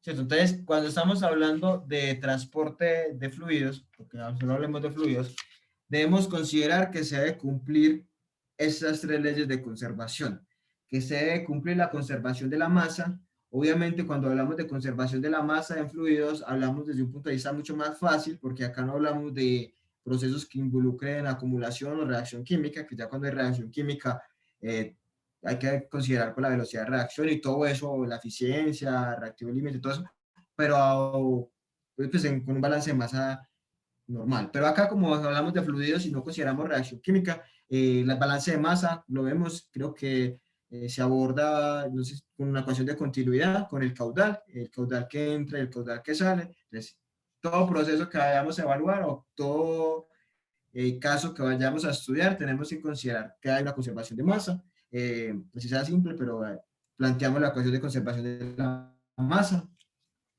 Esta es la que toma mayor relevancia y todo lo vamos a hacer en función de esta ecuación que se llama la ecuación de conservación de energía y que en el caso de fluidos en movimiento, y una vez hago el spoiler, se llama la ecuación de Bernoulli.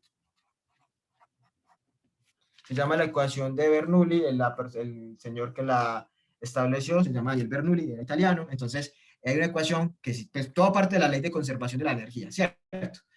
Pero digamos que ya aplicada a fluidos en movimiento, simplificada, por así decirlo, se recibe el nombre de la ecuación de Bernoulli, ¿cierto? Y la ecuación de Bernoulli básicamente permite evaluar entonces la conservación de tres formas de energía fundamentales en cualquier fluido en movimiento: energía cinética, energía potencial y energía de flujo. Después cuando veamos Bernoulli, pues la desglosamos y hablamos más de ella, pero básicamente para que sepan que siempre que estemos hablando de transporte de fluidos, vamos a hablar de eso. Vamos a hablar de conservación de masa, ecuación de energía, prácticamente todo se resuelve, no todo, pero la mayoría de cosas se resuelven aplicando Bernoulli, porque considera varias variables que son la velocidad que llevan los fluidos, la presión, la posición. Entonces eso de cierta forma ya cubre todas esas formas macroscópicas de energía que están involucradas ahí, ¿cierto? El fluido lleva una velocidad, entonces eso se asocia a una energía cinética, está en una posición, una altura determinada, o sea, está asociado a una energía gravitacional, una energía potencial, y digamos lleva una presión determinada, eso se asocia a una energía de flujo. Entonces, esta ecuación de o la conservación de la energía, obviamente, Bernoulli la plantea ya más simplificada y lo que tiene que ver con fluido, pues transporte de fluidos, movimiento de fluidos, fluidos a través de tuberías, y pues, tiene ciertas restricciones que las veremos respectivamente cuando estemos en esa unidad. Y la otra conservación, o sea, se debe conservar la masa, la energía y se debe conservar el momentum. Esta conservación de momentum está más asociado a todo lo que tiene que ver con esas propiedades que condicionan el transporte o la transferencia de momentum a través de un fluido, y básicamente pues está asociada a la viscosidad y a la presión, que son de las que van a establecer la conservación de momentum. De pronto, si lo recuerdan, cuando hacíamos perfiles de velocidad, escribíamos la ecuación grande y ahí aparecía la viscosidad y por allá aparecía la presión. A veces la presión se eliminaba porque no había, el fluido no se movía debido a presiones, pero básicamente cuando hablamos de conservación o leyes de conservación, pues asociadas a momentum, pues tenemos que tener en cuenta cómo varía la viscosidad, cómo varía la presión. Básicamente hablamos de viscosidad, pero eso ya dependiendo del tipo de fluido, si es newtoniano o no newtoniano, uno ya lo ajustaba al modelo reológico. Entonces, básicamente, esas son las tres leyes de conservación que necesitamos tener en cuenta. Hasta ahí yo creo que ya hemos hecho todo lo que es la parte introductoria, de que es desde partir desde la definición de fluido, mecánica de fluidos, cómo se aborda desde el punto de vista de medio continuo, qué digamos es relevante a la hora de hablar de mecánica de fluidos en ingeniería química, y cómo cada problema que abordemos o cada situación que involucre mecánica de fluidos debe considerar o se solucionan, sí, o se deben abordar considerando las tres leyes de conservación: conservación de la masa, conservación de la energía y conservación del momento, que obviamente en este caso se simplifican más porque, por ejemplo, la masa, como les decía, no vamos a considerar sistemas con reacción química. Si están viendo balances, ya lo vieron, allá van a haber problemas con reacción química para conservación de la masa. Esto ya no es, aquí no es tan, digamos, difícil, simplemente es hablar de caudales. Conservación de la energía, ahí sí de pronto ya más específico en la ecuación de Bernoulli y todas las formas de energía que están involucradas cuando tengo un fluido en movimiento. Y la parte de momentum, pues que parte de esa facilidad que uno tiene para mover el fluido, que es la viscosidad, porque realmente ni Bernoulli, ni conservación de la masa, o sea, ni masa ni energía incluyen la viscosidad. Y la viscosidad es la propiedad de transporte que me dice qué tan fácil o qué tan difícil se puede mover un fluido, ¿cierto? Entonces, esa está incluida en lo que tiene que ver con conservación del momento. Listo. Entonces, hasta ahí hemos visto la primera parte, que tiene que ver como aspectos introductorios y generalidades. Vamos entonces ahora, ya vamos a mirar diapositivas, pero antes de eso vamos a empezar netamente propiedades de fluidos. Vamos a hablar de las propiedades de los fluidos, pero las propiedades que son relevantes en mecánica de fluidos, ¿cierto? O sea, las que pues, los fluidos o cualquier sustancia pues tiene propiedades, los sólidos, pues, todo tiene diferentes propiedades, ¿cierto? Conductividad, por ejemplo, conductividad térmica, todo tiene conductividad térmica, los fluidos y los sólidos, pero en mecánica de fluidos la conductividad térmica no es relevante porque no tenemos, digamos, que considerarla. La difusividad, que la veíamos en transferencia de masa, la difusividad pues es una propiedad que está asociada a la transferencia de masa, pero acá en fluidos no hablamos de transferencia de masa, así como que una sustancia se difunda en otra. Entonces, esa propiedad no es relevante acá. Entonces, vamos a hablar de las propiedades que sí son relevantes en mecánica de fluidos. Básicamente, pues yo diría que son dos, pero de una se derivan otras, entonces, bueno, pero entonces se alarga la lista un poquito. Entonces, las propiedades relevantes en términos de mecánica de fluidos son la densidad, ¿cierto? La densidad es, digamos, la primerita que aparece ahí. Ustedes por definición, yo creo que ya todos saben a qué equivale la velocidad. La densidad, que básicamente la densidad corresponde a la relación entre la masa del fluido sobre su volumen, ¿cierto? Es una definición, digamos, básica desde el colegio, una definición que probablemente en su curso de química general o en termodinámica ya han trabajado, ¿cierto? Todos sabemos que la densidad es igual a la masa sobre el volumen, ¿cierto? Esa es la definición, digamos, oficial, cuánto de masa por unidad de volumen. Ya sabemos que entonces la masa puede estar en kilogramos, libra, cualquier unidad de masa, y el volumen en cualquier unidad de volumen. Listo. Esa es la definición de densidad. Esta es la fórmula, digamos, directa para calcularla, masa sobre unidad de volumen. En gases tenemos que, si aplicamos gas ideal, tenemos que, por ejemplo, asumiendo gas ideal, sabemos que PV es igual a NRT, presión por volumen, es igual a número de moles por R por T, ¿cierto? Entonces, yo puedo hacer acá un arreglito y decir que esto lo paso a dividir, ¿cierto? Entonces, yo en gases, pues, puedo decir esto, PV igual a NRT. Si asumo el gas ideal, entonces puedo pasar el volumen a dividir. Aquí voy a tener moles sobre volumen, ¿cierto? Pero por definición, moles corresponde a la masa sobre el peso molecular, sobre la masa molecular, ¿cierto? El número de moles, ¿cómo se calcula? Dividiendo la masa que usted tiene sobre el peso molecular, ¿cierto? Entonces, de acá yo puedo sacar una expresión para calcular la densidad de los gases. Probablemente ya lo han hecho, pero es como para que lo recordemos. Entonces, yo de acá puedo decir que P es igual a la masa sobre el volumen. Acá coloco RT, masa molecular. Esto es ρ.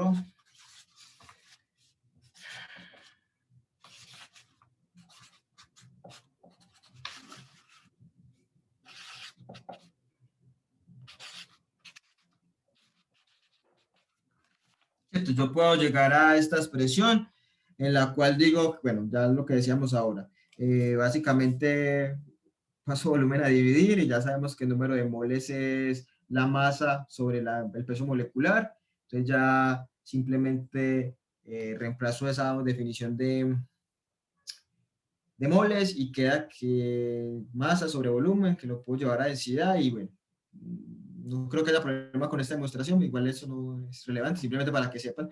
Entonces también la densidad la puedo calcular a partir, si tengo gases y asumiendo que es gas ideal, puedo calcularla como el resultado de multiplicar la presión del gas por su masa molecular dividido la constante de los gases sobre la temperatura. Acá vemos que entonces la densidad es una propiedad que depende de P y T, ¿cierto? Entonces, la primera propiedad importante en mecánica de fluidos es la densidad, básicamente la definición para densidad que aplica tanto para gases como líquidos, dice que entonces la densidad es igual a la masa sobre el volumen, ¿cierto? Para gases y líquidos. En el caso de gases, podemos, digamos, calcular también la densidad a partir de ecuaciones de estado, pues la forma más fácil o la ecuación de estado más sencilla es la ecuación de gas ideal. Entonces, con esa ecuación de gas ideal uno puede mostrar o puede establecer que la densidad es igual a PM sobre RT y que acá podemos darnos cuenta, pues el peso molecular es constante, la R es constante, pero podemos observar la dependencia que hay de la densidad con respecto a presión y temperatura. Es decir, que la densidad es una propiedad que varía en función de la temperatura y la presión. Yo necesito conocer a qué condiciones de temperatura y presión estoy para poder determinar cuál es la densidad de mi fluido, ¿cierto? Si cambia alguna de ellas, si cambia la presión o la temperatura, pues cada una, digamos, tiene un efecto diferente, pero si cambio la presión o la temperatura, la densidad del fluido va a cambiar. Por ejemplo, no sé quién me puede decir, según esta ecuación, aumentar la presión, ¿qué efecto tiene sobre la densidad? En este caso de gases. La aumenta, profe. ¿Cierto? Aumentar, gracias Cristian, aumentar la presión, aquí sí lo vemos que es directo, aumentar la presión implica que la densidad aumente. Eso por lo que dice la fórmula, pero si nos vamos con esta fórmula también lo podemos ver, pero ya de manera de pronto más inferirlo, ¿cierto? Si uno aumenta la presión del gas, ¿cierto? Uno lo está aumentando la presión, lo está ¿qué? Comprimiendo, ¿cierto? Está disminuyendo su volumen, ¿cierto? Usted tiene, digamos, un pistoncito y empieza, digamos, a aumentar la presión. Al aumentar la presión, el gas está comprimiendo, al comprimirse, ¿cierto? Su volumen disminuye. La masa no cambia, porque usted no está cambiando la masa del gas, usted lo que está cambiando es el volumen. Si está disminuyendo el volumen, pues entonces esta división va a ser más grande, ¿cierto? Entonces, lo podemos ver así directamente como lo acabamos de ver, ¿cierto? Son directamente, o sea, mayor presión implica mayor densidad, pero si hiciéramos el análisis ya en función de la definición oficial de densidad, pues uno dice, claro, al aumentar la presión, lo que pasa es que el volumen disminuye, ¿cierto? El volumen del gas disminuye, claro, hablando de gases, el volumen del gas disminuye, entonces este valor se va a hacer más pequeño, entonces este cociente, que la masa sí no la estamos cambiando, este cociente se va a hacer más grande, ¿cierto? Entonces ese, por ejemplo, es el efecto que tiene la densidad, perdón, la presión sobre la densidad. Para los sólidos, para los líquidos funciona igual, solamente que en los líquidos tenemos que tener en cuenta algo, y es que hay, digamos, una condición que me permite, pues no una condición, hay una condición y es que la mayoría de líquidos se pueden considerar como fluidos incompresibles, ¿cierto? O sea, yo aquí hablé que aumentar la presión implicaba que el volumen del gas disminuyera, ¿cierto? Los gases se consideran fluidos compresibles, o sea, son susceptibles a que haya cambios debido a ese aumento de presión, cambios en su volumen.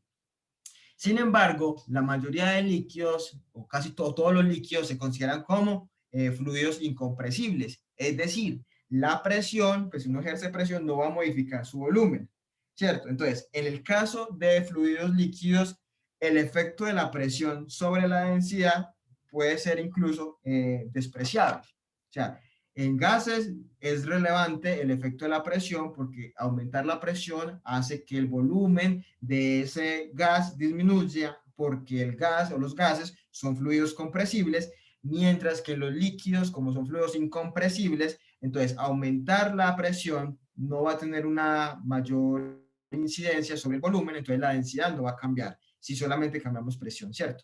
Entonces, la teoría dice que aumentar presión implica aumentar densidad, ¿cierto? ¿Por qué? Porque está, digamos, haciendo un cambio de volumen. Solamente que en líquidos eso no es relevante, mientras que en los gases sí, porque aumentar presión lo que hace es pues es mucho más marcado el efecto que tiene sobre el volumen. Entonces, el efecto de la presión sobre la densidad es, digamos, aumentar presión implica aumentar volumen, pero digamos que eso es relevante solamente en el caso de los gases.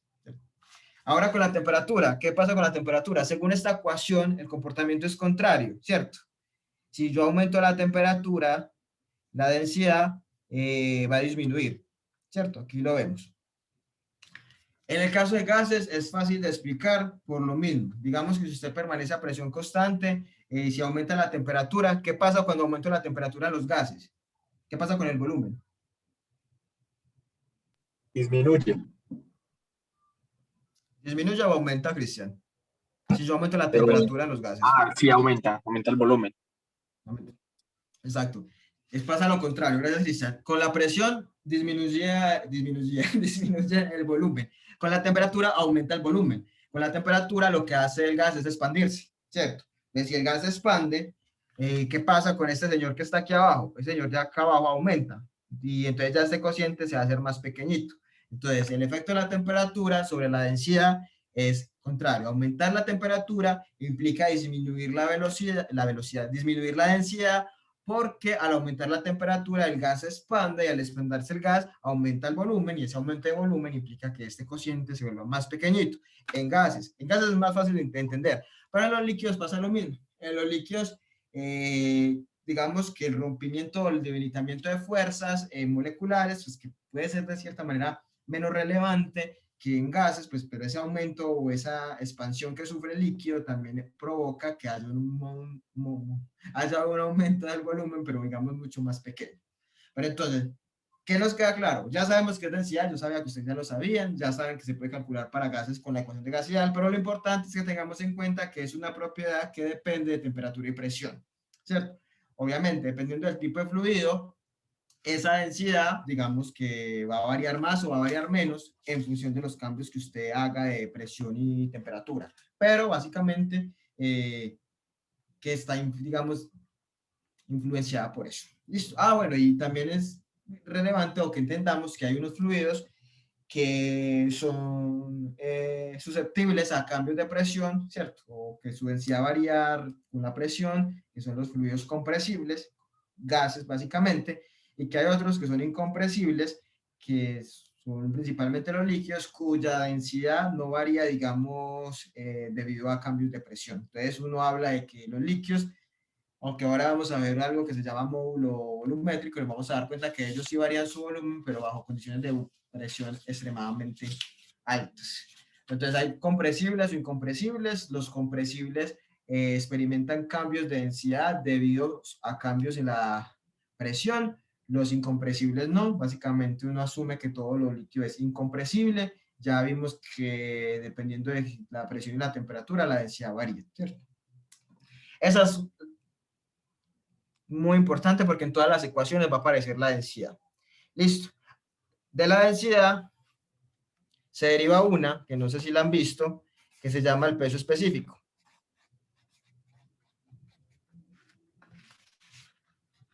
Que se llama el peso específico.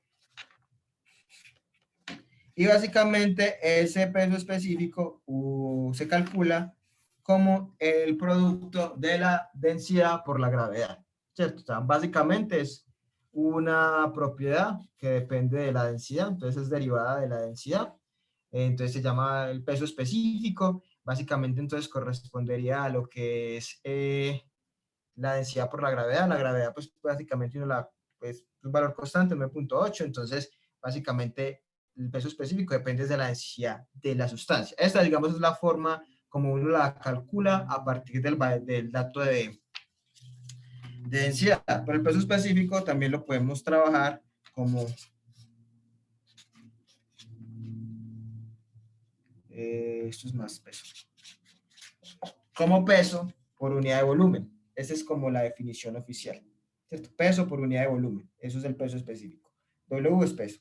Peso por unidad de volumen, entonces a partir de que el peso es la masa por la gravedad, entonces ya ahí es donde sale por ahí la densidad y uno puede mostrar que peso sobre volumen, o sea, esto es igual a esto. ¿Por qué? Porque peso es masa por gravedad, entonces básicamente sería masa por gravedad sobre volumen y masa sobre volumen es densidad.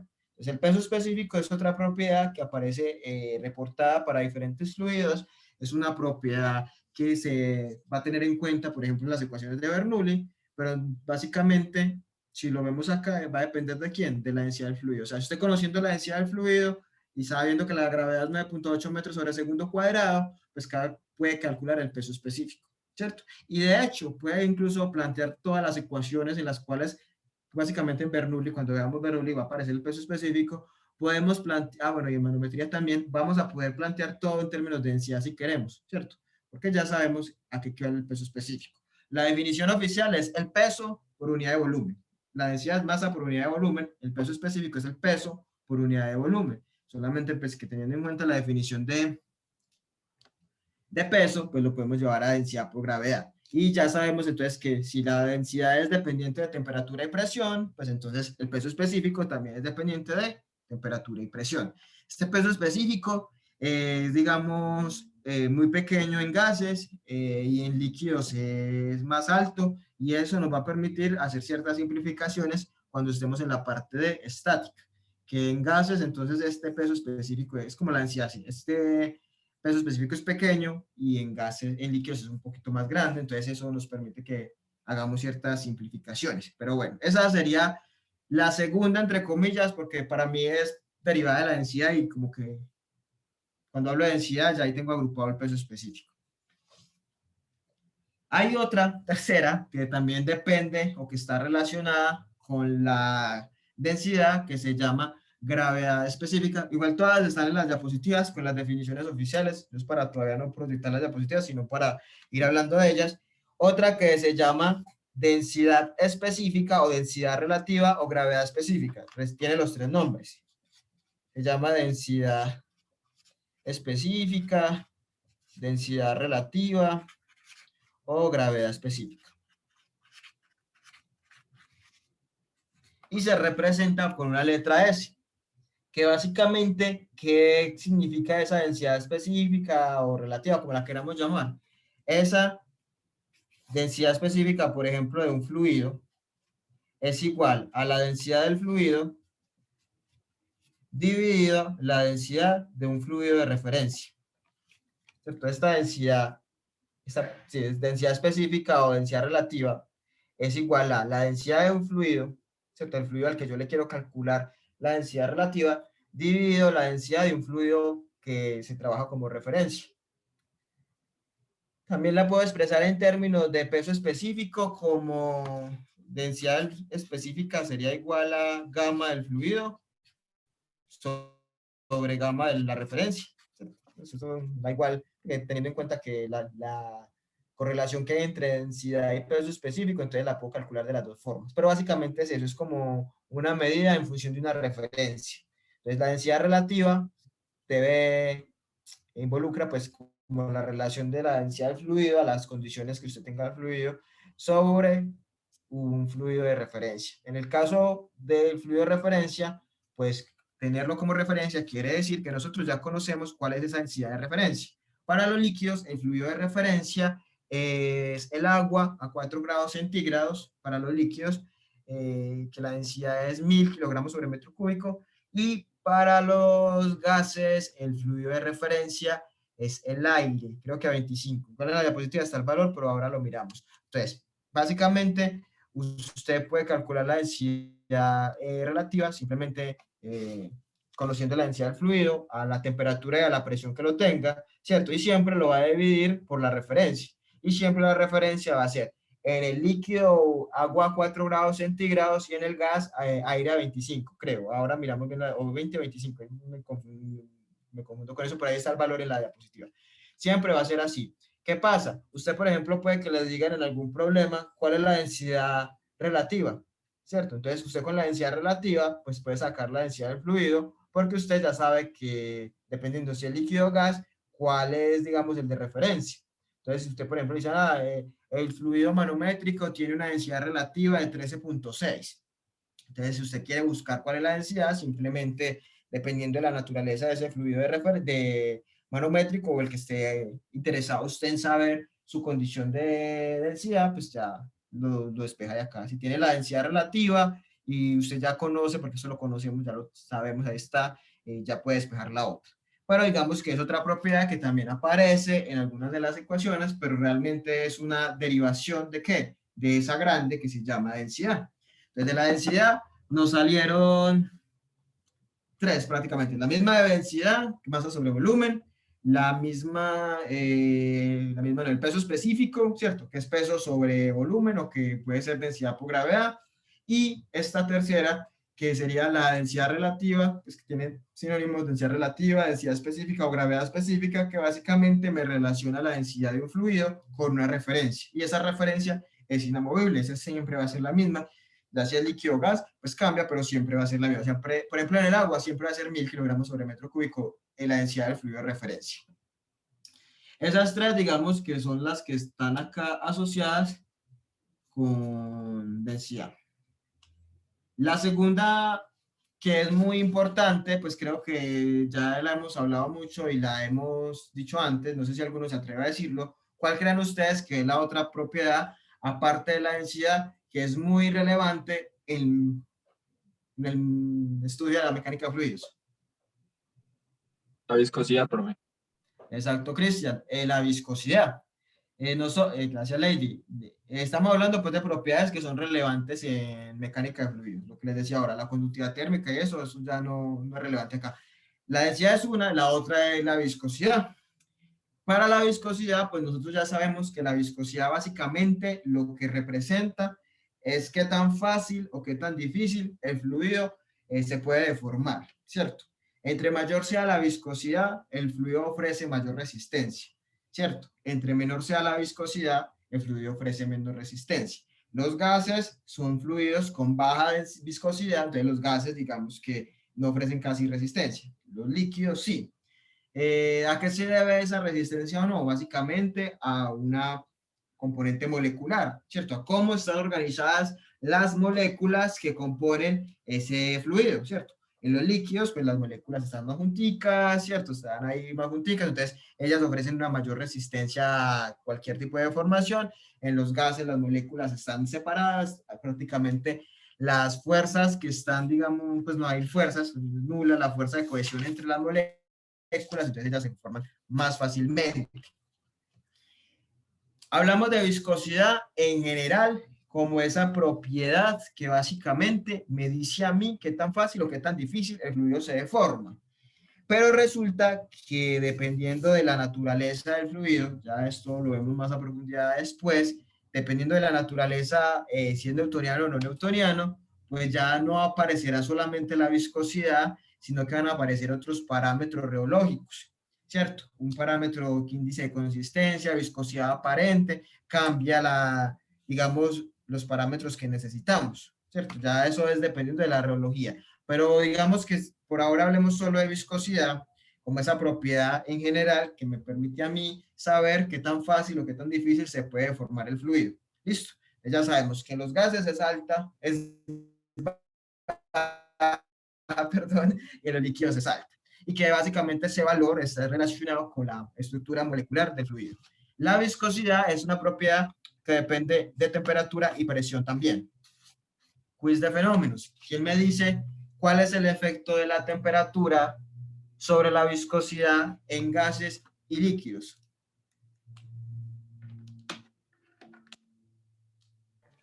Profe, pues en los gases la viscosidad aumenta con la temperatura y en los líquidos disminuye. ¿Por qué, Lady? Aprovechemos que Lady nos habló. ¿Por qué, Lady, es ese efecto? Pues en los gases es porque al aumentar la temperatura las moléculas como que chocan más entre ellos, entonces están más juntas. ¿Y en los líquidos? Y en los líquidos pues pasa lo contrario, las fuerzas. Entonces las moléculas creo que están menos juntas. Exacto. Muchas gracias, Lady. Sí, como lo dice Lady, el efecto de la temperatura sobre la viscosidad va a depender de la naturaleza del fluido, ¿cierto? Si el fluido es gas o líquido, el comportamiento es diferente. Cuando tenemos gases, aumentar la temperatura implica aumentar la viscosidad, por lo que decía ella. Cuando aumenta la temperatura, aumentan las colisiones entre las moléculas que componen el gas. Digamos que se alborotan más, ganan mayor energía cinética. Hay una mayor energía cinética en esas moléculas debido al aumento de temperatura. Ellas se alborotan, chocan unas con otras. Al haber esos choques, las colisiones entre las moléculas, digamos que se da una mayor transferencia de cantidad de movimiento. Entonces, aumentar la temperatura en gases implica aumentar la viscosidad, un aumento que no es, digamos, wow, la super cosa, un aumento que de cierta manera podemos considerarlo leve, pero la tendencia en todos los gases es a que haya un aumento, ¿cierto? No digamos que aumentar la temperatura 1, 2 grados, 5 grados, 10 grados, incluso pueden ser hasta 50 grados de diferencia para uno poder observar como que haya un ligero aumento de la viscosidad, pero digamos que eso es lo que teóricamente se dice que pasa con los gases, que aumentar la temperatura implica un aumento de las colisiones entre las moléculas que conforman ese gas y por ende un aumento ligero de la viscosidad.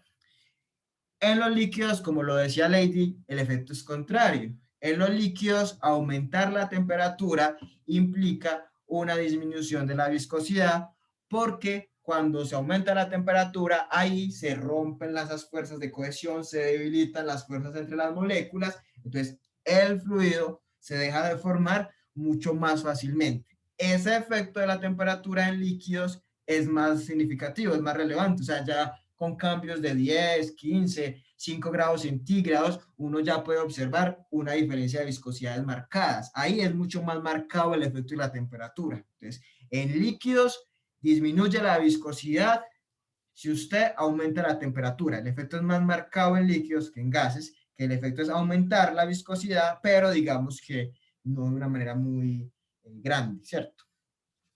¿Qué podemos decir con respecto a la presión?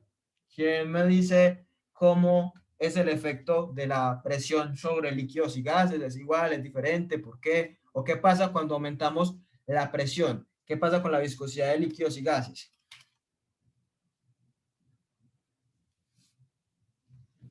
Un estudiante que yo no conozca, no sé, los de Adriana, Brian, eh, no sé, hay dos cristianos, Daniel, Isabela la conozco, Julián Rincón, Las Karen, Laura Torres, ¿qué hablo? ¿Qué pasa con con el efecto de la presión sobre la viscosidad de esos fluidos?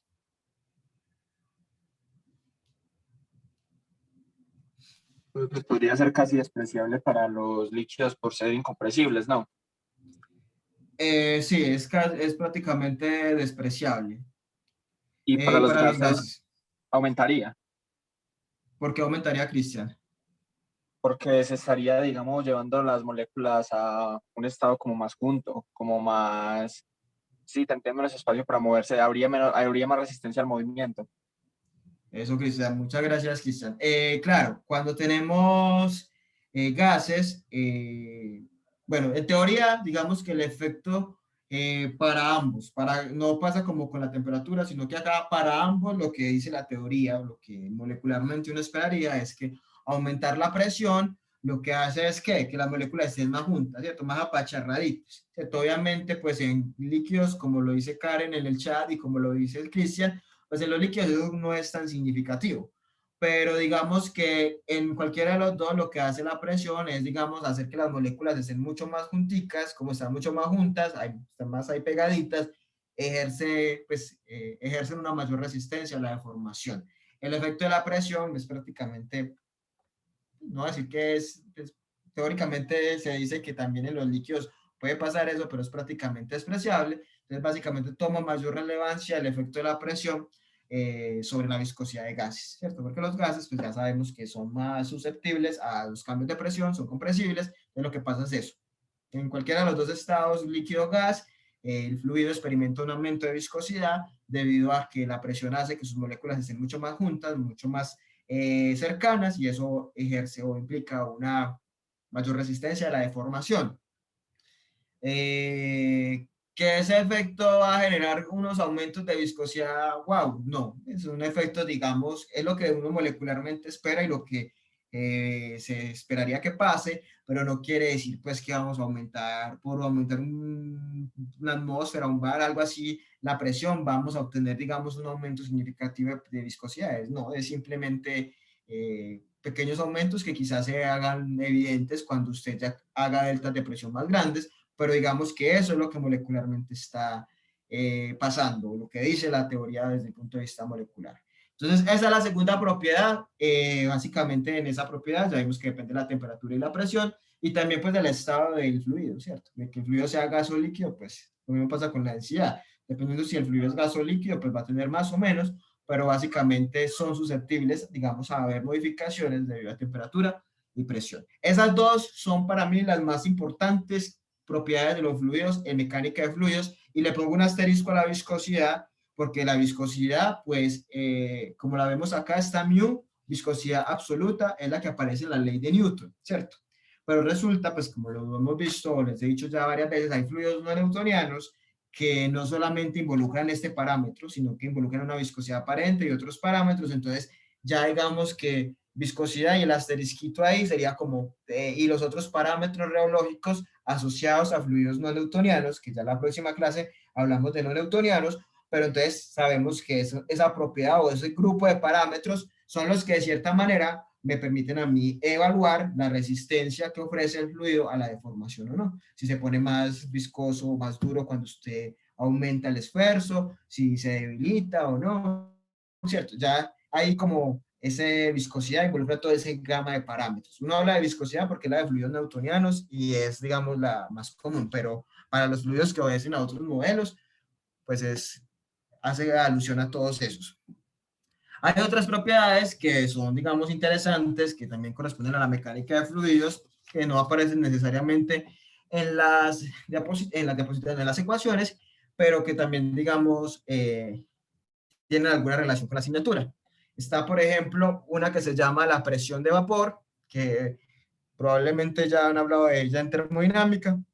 Otra que se llama la tensión superficial, y otra que se llama el módulo de elasticidad o módulo de elasticidad volumétrico, que son otras tres propiedades, de pronto en un escalón o varios escalones más abajo que densidad y viscosidad, pero que también son relevantes en el manejo de fluidos. La presión de vapor, ¿quién me puede decir qué es la presión de vapor? Eso se ve en termo 1, ¿cierto? Sí, en presión de vapor. ¿Qué es la presión de vapor? Es la presión a la que empieza a bullir sí, es la presión como equilibrio con la temperatura. Cristian dice que es la temperatura, el equilibrio con la temperatura. Resulta que sí, la presión es como una presión que está asociada con el equilibrio de líquido y gas, ¿cierto? Resulta que un líquido ebulle, ¿cierto? Cuando la presión de vapor que, digamos, alcanza ese líquido es, digamos, igual o superior a la presión externa, ¿cierto? ¿Qué pasa? La presión externa a nivel del mar es una atmósfera, ¿cierto? La presión atmosférica. El agua, usted tiene que calentarla hasta 100 grados centígrados para que el agua ebulla a esa presión, ¿cierto? A esas condiciones de presión atmosférica, una atmósfera a nivel del mar. ¿Cómo sucede eso? Usted aumenta la temperatura del agua, a medida que aumenta la temperatura del agua, la presión de vapor va aumentando, hasta tal punto que a 100 grados centígrados la temperatura de ebullición del agua, o sea, a 100 grados centígrados, la presión de vapor del agua es igual a una atmósfera y a partir de ese punto ya hay el cambio de estado de líquido a vapor, ¿cierto? Se evapora el agua. ¿Por qué? Porque alcanzó una presión de vapor igual a la presión externa, ¿cierto? Por eso es que usted viene a Medellín y la presión externa en Medellín ya no es una atmósfera, sino que son 0.84 atmósferas, es más pequeña y ya no necesita calentar el agua hasta 100 grados centígrados para que se evapore, sino que ya el agua se evapora a 96 grados centígrados, porque a 96 grados centígrados la presión de vapor del agua es 0.84 atmósferas, ya alcanzó la presión externa, entonces ya puede evaporarse. Si se va para Bogotá, probablemente la temperatura de ebullición del agua va a ver que es por los lados de 90, por lo mismo. Entonces, la presión de vapor de cierta manera, sí es la presión que está, que corresponde a la presión del fluido a una condición de temperatura. Pero básicamente tiene más relevancia es en el punto en el cambio de fase. Nosotros acá no vamos a hablar de cambios de fase durante el transporte de fluidos. No vamos a considerar que usted partió con un fluido líquido y en cualquier momento se le cambió a fluido gaseoso, se cambió a vapor. No, nosotros no vamos a hablar de eso. La propiedad de presión de vapor es relevante por lo siguiente, y la tomamos nuevamente en la unidad de bombas, porque resulta que en algunos casos la presión, en algunos casos la presión se puede caer, pueden haber caídas de presión a través de la tubería. ¿Cómo así que caídas de presión? Las caídas de presión están asociadas a pérdidas de energía por la fricción, por todo eso, los accesorios hacen que la presión del fluido disminuya. Puede haber en algunos casos en que la presión, a la cual está sometida el fluido disminuya, ¿cierto? Disminuya tanto que sea equivalente a la presión de vapor, entonces el fluido pase, pero no todo, pase una parte a fase de vapor, se evapore.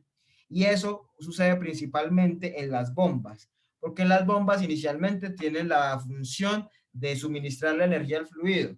Sin embargo, pues una bomba tiene, digamos, una parte móvil, un impulsor con una especie de rodete, es un cuerpo, digamos, grandecito, entonces puede ser que si la bomba está mal seleccionada, por eso es importante que aprendamos a seleccionar bombas, si la bomba está mal seleccionada, puede ocurrir que parte del fluido se evapore debido a la caída de presión y esa evaporación que pasa ahí se llama cavitación y esa cavitación lo que hace es que la bomba se dañe. Entonces es muy común que usted cuando esté trabajando con bomba le digan a la bomba cavitó. ¿Cavitó? ¿Qué será que la bomba cavitó? Cuando cavita la bomba es porque parte del fluido se evaporó debido a las caídas de presión y si se evaporó la bomba se puede dañar o la bomba empieza a bailar, pues se empieza a mover así feo o la bomba empieza a sonar con un ruido extraño y eso va a implicar que la vida útil de la bomba disminuye. Entonces, la presión de vapor, pues nosotros no vamos a trabajar con fluidos que intencionalmente le vamos a cambiar de estado, o sea, intencionalmente no vamos a decir, vamos a tomar un fluido líquido y cuando llegue a la otra parte va a estar sólido. Nosotros no vamos a trabajar con eso, pero toma relevancia es cuando estemos viendo la parte de selección de bombas y nosotros cuando seleccionamos la bomba debemos verificar que no ocurra el fenómeno de cavitación, es decir, que no pase que cuando la bomba, cuando el fluido entre a la bomba, antes de que la bomba le dé el impulso para que ella suba o se mueva, antes de que pase eso, no ocurran caídas de presión que impliquen una cambio de fase y dañe la bomba, entonces esa parte la vemos ahí. Pues entonces la presión de vapor toma relevancia es en el punto de selección de sistemas de bombeo, porque tenemos que ser conscientes de que no se puede presentar el fenómeno de cavitación que implica una cambio de fase de parte del fluido debido a la pérdida de presión asociada al paso por la bomba, ¿cierto? Profe, es común que se dé cavitación, sí, usted puede buscar en YouTube o yo más adelante cuando estemos en bomba les muestro videos de bombas con cavitación y se ven las bombas pues, dañadas, eso se llama, hay corrosión química que es cuando algo se oxida, pero hay otra corrosión que se llama corrosión mecánica y es cuando ocurren, digamos, esos daños de la estructura. Entonces, como corroídos mecánicamente debido al cambio de fase, o la bomba empieza a bailar o tiene ruido extraño. Entonces, eso, digamos, o ahí es donde la presión de vapor toma relevancia. No la vamos a ver en las ecuaciones previas, ni en balance de energía, ni nada, sino que es un criterio que consideramos cuando estemos en el punto de selección de bombas. Las otras dos propiedades serían tensión superficial. La tensión superficial, bueno, no aparece mucho, pero digamos es una propiedad que es importante tener en cuenta y está asociada como a esa resistencia que tiene las superficies de fluidos para que no las deforme o altere un objeto extraño. El ejemplo más usual de tensión superficial es cuando un zancudo se para sobre la superficie de un río, pues de un río, de un lago o algo y no se hunde. Y es porque precisamente la superficie, las moléculas que están en la superficie del fluido, lo que hacen es como agarrarse así la manito para evitar que entre el aire o que entre el mismo zancudito y entonces esa tensión es lo suficientemente fuerte para que el zancudito resista. Obviamente, si usted mete el dedo, pues se va a hundir, pero es porque la tensión superficial es bajita. Pero digamos que a veces pasa que es lo suficientemente fuerte para evitar que esos objetos, esos cuerpitos pequeñitos, animalitos pequeñitos pasen. Pero básicamente digamos, una respuesta que ofrece la superficie del fluido a evitar que un agente externo, sea otro fluido, sea el aire o sea un objeto o un animal, algo así, penetre, ¿cierto? Entonces es como ellas se agarran ahí, las que están ahí, de tal manera que evitar, digamos, esa interferencia.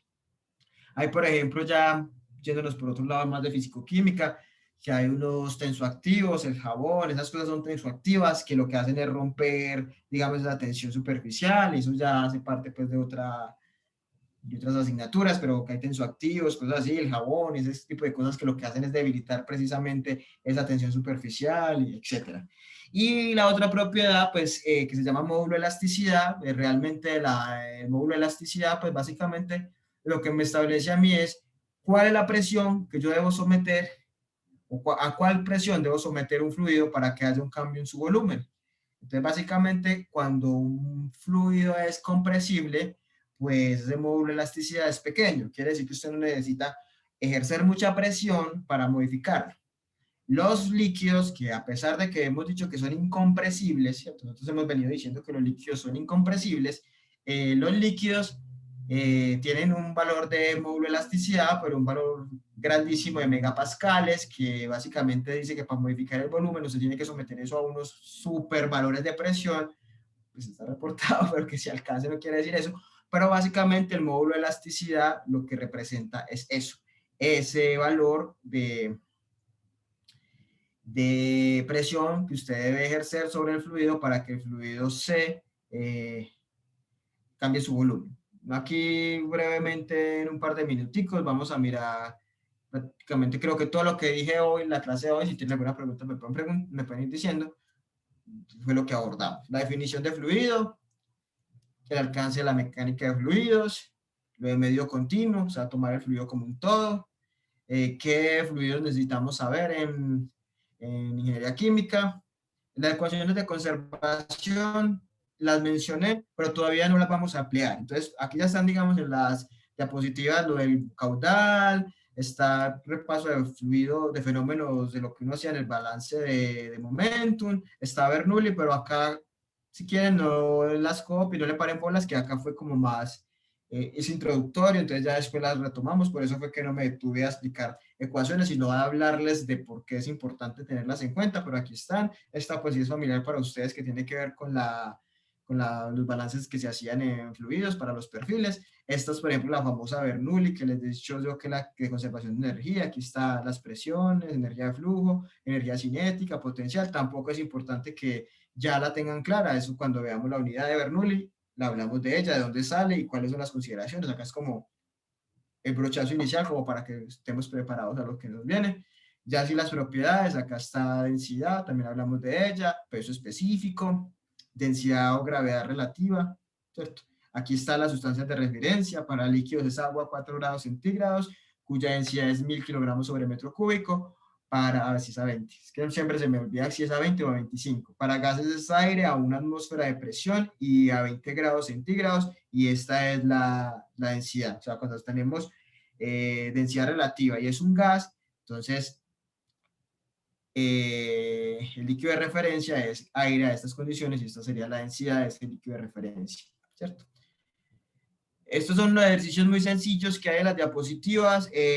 Como yo sé que hay 6 personas que tienen el laboratorio el viernes, la idea del lunes es hacer esto en el horario de laboratorio, pero entonces son muy fáciles. Las personas del viernes, si quieren asistir a las clases del lunes a hacer los ejercicios, lo podemos hacer porque todavía no tenemos laboratorio como tal, entonces vamos a aprovechar ese espacio como para hacer esos ejercicios que están acá, pero son muy sencillos. De hecho, pueden intentar hacerlos en la casa y se van a dar cuenta que no hay mayor dificultad. Tensión superficial, entonces aquí está, digamos, lo que hablábamos de la tensión superficial, un videito de tensión superficial que lo podemos ver el lunes o lo podemos ver el miércoles. Lo de la presión de vapor, básicamente lo importante es cuando estamos hablando de cavitación. Esto es otro ejercicio así sencillo. Esto es lo que les decía el módulo de elasticidad o el módulo volumétrico.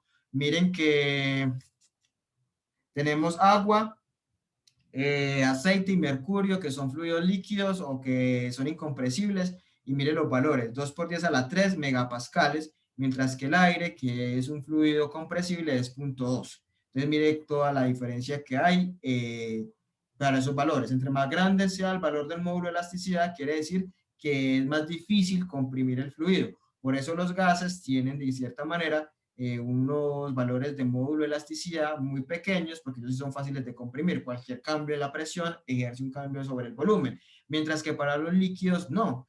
Por eso es que se denominan incompresibles, pero dicen compresibles ahí entre comillas, como lo dice ahí, es porque, bueno, para llegar a esas condiciones de presión de 2 por 10 a la 3 megapascales, 1.3 por 10 a la 1.3 por 10 a la 3 megapascales, 24.75 por 10 a la 3 megapascales, es muy difícil. Entonces, y quizás a esas condiciones de presión el cambio en el volumen sea mínimo. Entonces, por eso es que todo el análisis cuando se tienen fluidos líquidos implica que que los consideremos incompresibles.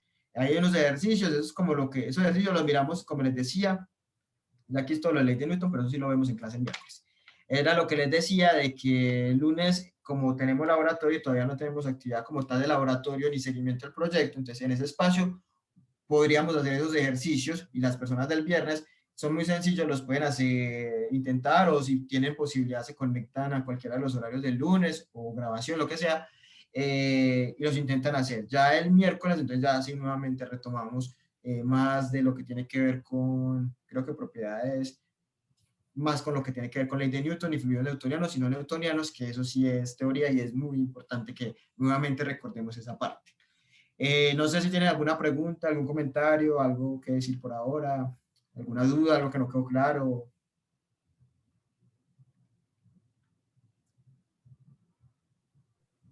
Profe, todo claro. Listo, Cristian. Bueno, yo espero que los demás también les haya quedado claro. Bueno, recuerden ir armando los grupos. Ya la otra semana espero ponerme de acuerdo con el profesor Elías sobre el proyecto y enviárselos prontamente para que hagamos entonces ya los seguimientos de ese proyecto. Listo, entonces nos vemos el lunes, dependiendo del horario, en el laboratorio. Yo les envío la invitación por Meet y ya con todos el miércoles continuamos ya con lo que tiene que ver con newtoniano y no newtoniano. Listo. Bueno, muchachos, no, muchas gracias a ustedes por las asistencias. Feliz fin de semana. Nos vemos entonces el lunes. Que estén muy bien. Cualquier duda, ya saben, me pueden escribir y ahí miramos. Los mismos los grupos los van armando. Listo. Chao, Karen. Chao, Juan Sebastián. Chao, Juana. Todos los que están conectados, que estén muy bien. Chao. Muchas gracias, profe. Hasta luego. Chao, que profe. estén bien. Chao. Profe, disculpa una pregunta. Sí, Santiago. ¿Seguimos usando este link de Zoom para las clases que vienen? Sí, este link es el mismo para todas las clases de miércoles y viernes. El que cambia es el de Meet para los laboratorios, por eso yo ya se los envío les envío la invitación, pero para Zoom, miércoles y viernes es este mismo, y ahí está en el correo el link de las grabaciones. Listo, profe, muchas gracias. Un gusto, Santiago. Chao, que estén bien.